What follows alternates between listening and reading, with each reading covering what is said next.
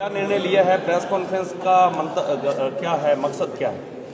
Press conference में आज इसलिए रखी गई है कि आंदोलन से जुड़े हुए जो लोग थे उनके ऊपर सरकार प्रशासन अलग अलग तरीके से उनको दबाने के लिए कायरतापूर्वक कई प्रकार की कार्रवाई कर रही है। जैसे मनोज जी के होटल के ऊपर उनको नोटिस दिया गया है। दूसरे कई लोग जो आर्थिक सहयोग कर रहे थे, कोई यहाँ आकर के सहयोग कर रहे थे, उन सब लोगों को दबाने के लिए उनकी प्रोफाइल टटोली जा रही है। उनके देखे जा रहे हैं कि कहाँ उनकी पकड़ा जा सकता है, कहाँ उनको दबाया जा सकता है।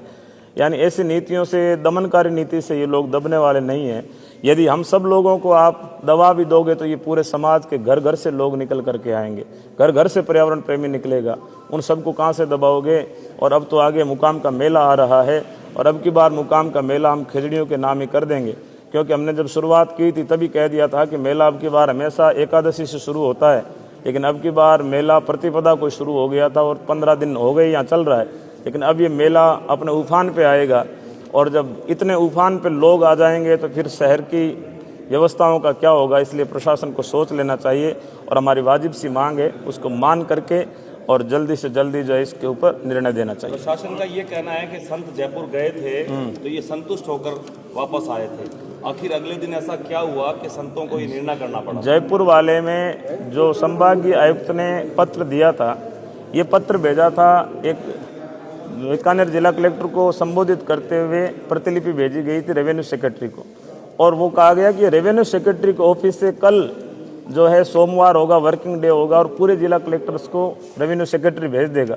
लेकिन हमने सोमवार को दिन भर इंतजार किया, कोई रेवेन्यू सेक्रेटरी के द्वारा पत्र दूसरे जिला कलेक्टर को नहीं भेजा गया तो हमने धरने पे आकर के जो चीज़ें थी वो बता दी। 5-7 दिन पहले हजारों की संख्या में यहाँ पर भीड़ मौजूद है। हाँ जी। अभी पिछले 2 दिनों से देख रहे हैं कि बहुत ही कम संख्या में लोग रहे हैं। क्या अभी हमने लोगों को ज़्यादा आग्रह नहीं किया है क्योंकि मेला आगे आ रहा है। अभी एक बार हम इंतजार कर रहे हैं और यदि नहीं मानेंगे तो भीड़ तो ये कई गुना में मल्टीप्लाई होने वाली है। आपकी समिति ये भी कह रही है कि इस बार 5-7 दिनों का सामान लेकर आए, रजाई, बिस्तर, कपड़े। बिल्कुल, अब की बार तो सब अपनी अपनी व्यवस्था लेके ही आएंगे और इसी आग्रह के साथ में आएंगे कि सरकार चाहती है कि पर्यावरण प्रेमी झुक जाएं तो ये झुकने वाले नहीं है। आखिर सरकार को मानना पड़ेगा। अगर कोई बात बने तो आपकी एक लाइन की मांग क्या है? एक लाइन की मांग यही है कि जो रेवेन्यू सेक्रेटरी इस चीज़ को पूरे जिला कलेक्टर को पाबंद कर दे कि खेजड़ी किसी भी सूरत में नहीं कटनी चाहिए, पेड़ नहीं कटने चाहिए और इनकी रक्षा करना राज का धर्म है और राज के जितने भी अधिकारी है, कर्मचारी है, वो इसके लिए पूर्ण रूप से पाबंद है। ऐसा आदेश जैसे ही वहाँ से निकलेगा हम तो धरना जो है इसको। प्रशासन को भरोसा नहीं है, वो कह रहे हैं कि अगर फिर ऐसा आदेश निकाल दिया तो आप लोग नहीं। लिख करके ले लो, हमारे से शपथ पत्र ले लो, कल भी दे दिया है, अब भी ले लो। अच्छा, आपने दे दिया है? हाँ, शपथ पत्र दे दिया समिति की तरफ से।